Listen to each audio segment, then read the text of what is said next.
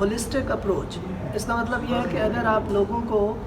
Critical thinking نہیں سکھائیں گے, ان کو پازیٹیو طریقے سے سوچنا نہیں سکھائیں گے, ان کے لیجیٹیمیٹ رائٹس کا خیال نہیں رکھیں گے, تو وہ ایکسٹریمسٹ ہوں گے.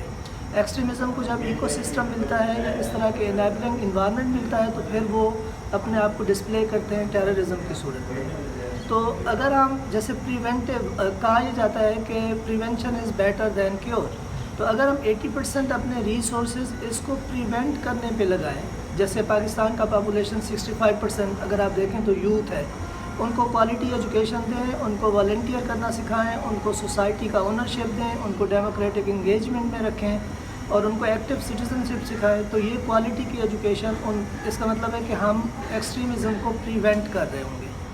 تو رادر دین میرا خیال ہے کہ ہماری پالیسیز کا زیادہ تر فوکس جو ہے وہ کاؤنٹرنگ پہ ہے یا پھر ریہیبلیٹیشن پہ ہے یا پھر ہم اسے ری ایکٹیو رسپانس دیتے ہیں.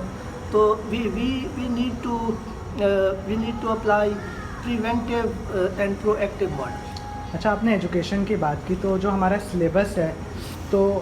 ابھی جیسے ہم دیکھتے ہیں کہ یونیورسٹیز کے علاوہ اسکولز اور کالجز میں بھی یہ بڑھ رہی ہے, تو ہمارا تعلیمی نصاب مطلب اگر اس چیز کو کاؤنٹر نہیں کر پا رہا تو کون بنا رہا ہے, اور وہ ایسا کیوں بنا رہا ہے کہ وہ کاؤنٹر نہیں کر پا رہا؟ میرے خیال سے تو تعلیمی نصاب کو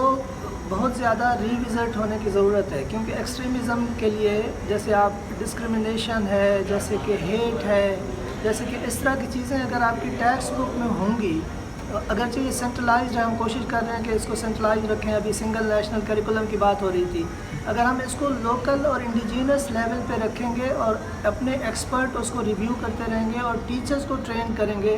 تو اس کا مطلب ہے کہ ہم ایکسٹریمزم کو اس کو اوور کم کر سکتے ہیں. جیسے کہ جینڈر ڈسکرمنیشن کی وجہ سے شاید ایکسٹریمسٹ آئیڈیاز ہوتے ہیں. سرٹن ٹیکسٹ بک میں یہ دکھایا جاتا ہے, جیسے ہم جب 3 کلاس میں تھے تو ہم نے پڑھا بانو کا گھر, اور اس میں جو پکچر لگی ہوئی تھی اس میں جو بانو تھی وہ گھر کی صفائی کر رہی تھی, اور اس کا جو بھائی تھا اس کو اسکول بیگ کے ساتھ دکھایا گیا تھا کہ وہ اسکول کی طرف جائے. تو یہاں پہ اس کا مطلب ہے کہ آپ کا جو پریسکرائب کریکولم ہے وہ جینڈر ڈسکرمنیشن کو پروموٹ اگر کرے گا, تو اس کا مطلب یہ ہوگا کہ آگے جا کے پھر یہ صرف ٹیکس کا مسئلہ نہیں ہے. اگر میں اگزامپل دوں کہ میرا بچہ ابھی گریڈ 2 میں جاتا ہے, ایک دفعہ وہ واپسی پہ کہہ رہا تھا کہ بابا یہ لڑکے تو نہیں روتے, لڑکیاں روتی. اس کا مطلب یہ ہوا کہ میں پریشان ہو گیا کہ اگر ہم یہ 2 سال کا بچہ اس عمر میں یہ ڈسکورس سیکھ رہا ہے, تو جب یہ 18 سال کا ہوگا تو ہم کس طرح کی سوسائٹی دیکھیں گے. تو یہ ڈسکورس